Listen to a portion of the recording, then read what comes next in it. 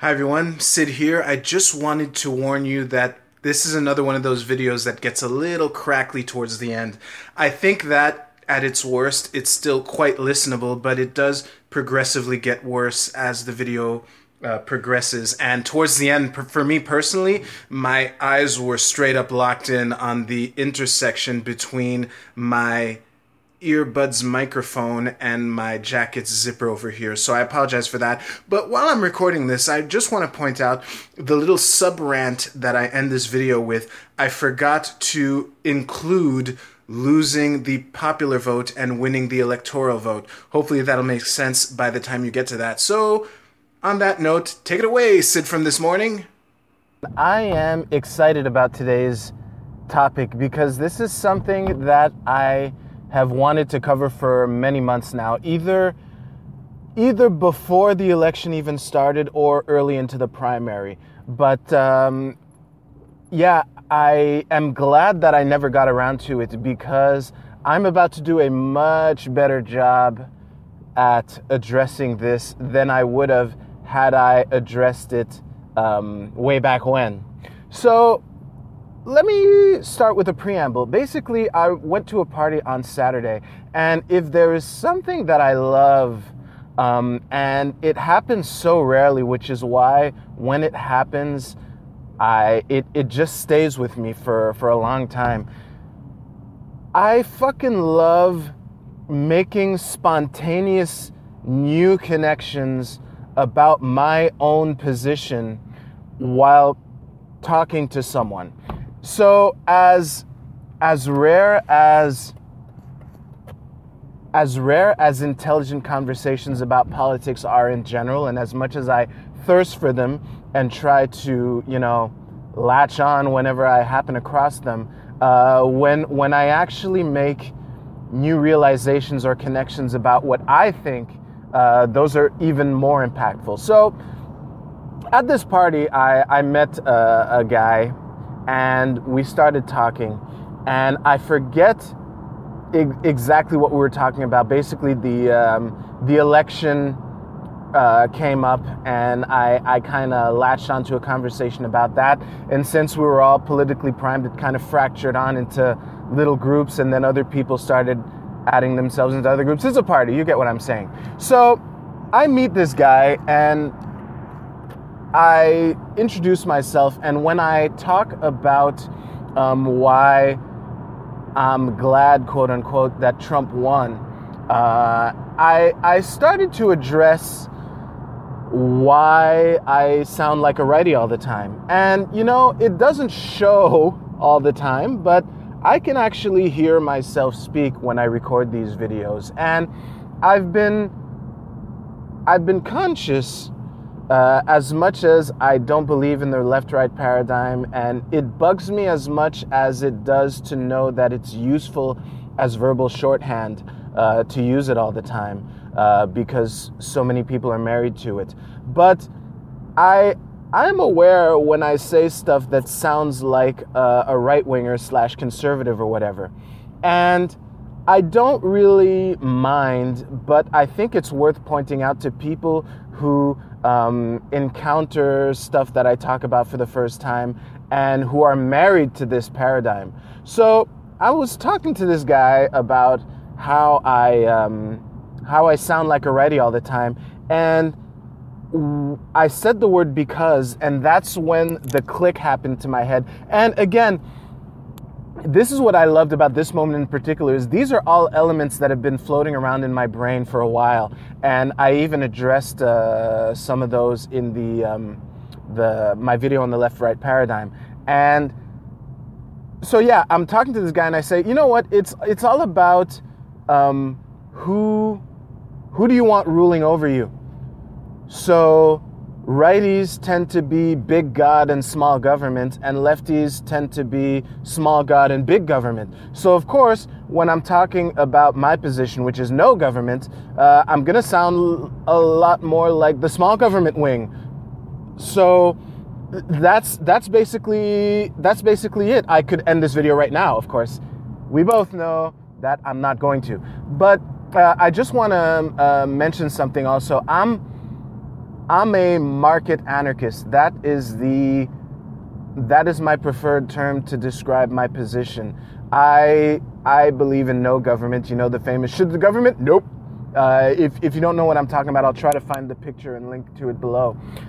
So yeah, people would often confuse that with anarcho-capitalism, which I can understand. But to me, the whoever owns the means of production is really an afterthought to me. My main priority is the market free, because as I mentioned in my brief autobiography of the mind, and as I've known for a while, capitalism and free markets are not the same thing. So that's why I prefer the term market anarchist. So obviously, the thing is, and the reason why I sound like a righty more often than I sound like a lefty is because I prefer talking politics than I do talking religion.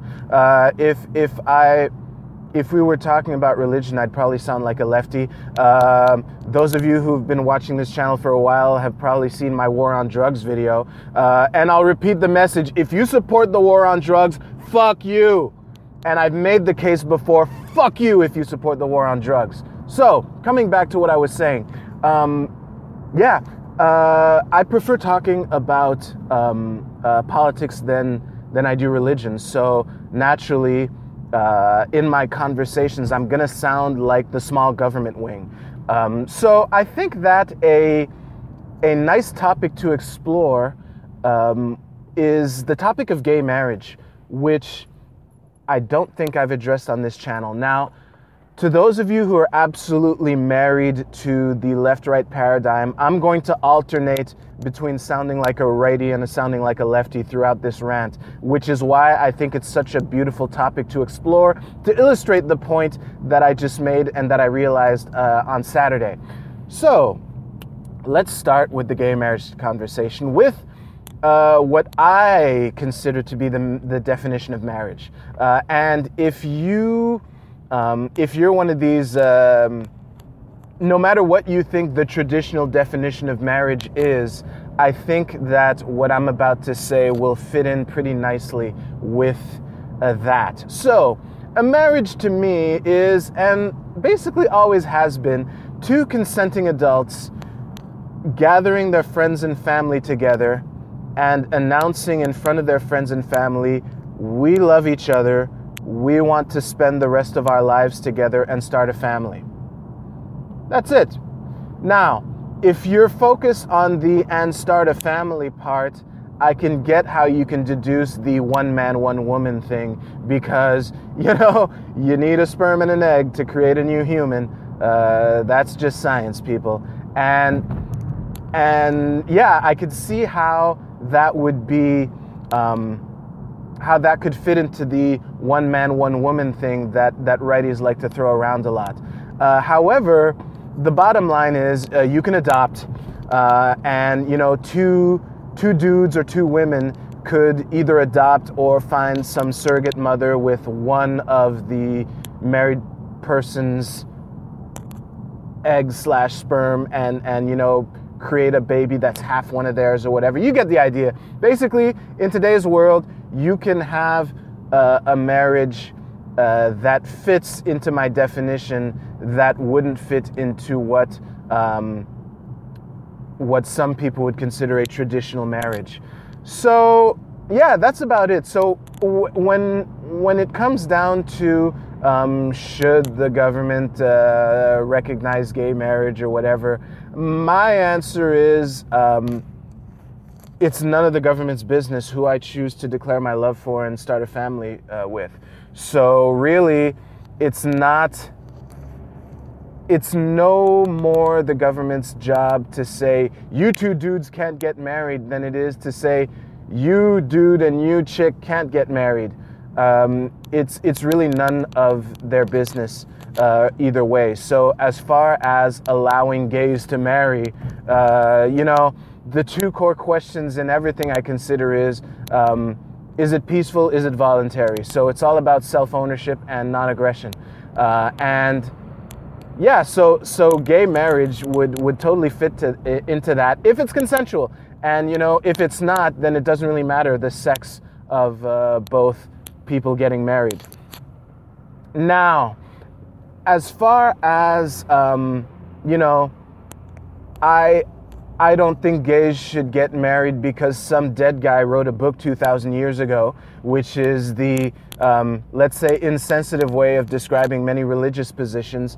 You know, I get it. If you wanna pay attention to these 2,000-year-old dead guy's words, so be it. But really, it's still not your business to interfere in these adults declaring their love for each other in front of their friends and family. So basically, if you wanna interfere with two dudes or two chicks getting married, even regardless of the reason, fuck you. How dare you interfere in the relationship between two consenting adults? But on the other hand, if you are a gay couple and you want to, you know, get married, and the person that you go to bake your cake says, I don't want to bake a cake for you because I disagree with the lifestyle and I don't want to do business with you for this. And if you go to the fucking government to force this person to bake you a cake for your fucking wedding, fuck you too. How dare you interfere with this person's right of association? Now, I can understand the frustration because let's say that I went to a business and they said, we don't serve black people here. Yeah, it's frustrating, it's wrong, it's bigoted, but to force the government, to get the government to force them to sell me a coffee or whatever, let's say it's a coffee shop, how little self-respect would I need to force someone to do business with me if they don't want to? Now, if I walked into this coffee shop and they said, we don't serve black people here, yeah, basically my response, and I think it's the mature response, would be to fucking boycott that business and let everyone know why. I walked into this business, they said we don't serve black people here. So this hypothetical gay couple, instead of running to the fucking courts and saying, you know, this bakery won't bake a cake for our wedding, make them, no, you fucking go and announce, hey, this bakery refuses to bake for our gay wedding, and let the people decide what they think of that. That is the most mature. It is definitely the moral position, because refusing to bake a cake for someone does not violate the non-aggression principle. Even if it's for any reason. I don't like your dumb face, therefore I'm not baking a cake for your wedding. So be it. It's peaceful and it's voluntary. So I think that summarizes everything. I have the nagging feeling that I am leaving something out. So yeah. I get why I sound like a righty all the time, because of the topics that I like to discuss. I think that I'm just as frustrated by righties and by lefties when I agree with them, because deep down I know that no matter where you are on that bullshit paradigm, if we agree, it's probably not based on principle on your end. Like, you know, with this election, it's gonna be cool watching people criticize the president, but I know that as quick as they are to criticize Trump, they'd be just as quick to make excuses for Clinton if she did the same thing. That's what happened with Obama when he continued Bush's stuff. So yeah, I don't know why I went there in particular, but I think it's a nice note to end this video on. So thank you very much for watching. This was a short one by the standards of this channel. Please let me know your thoughts. Again, this is, had I covered this issue when I first thought of it, I would have done a way worse job, probably a much longer video.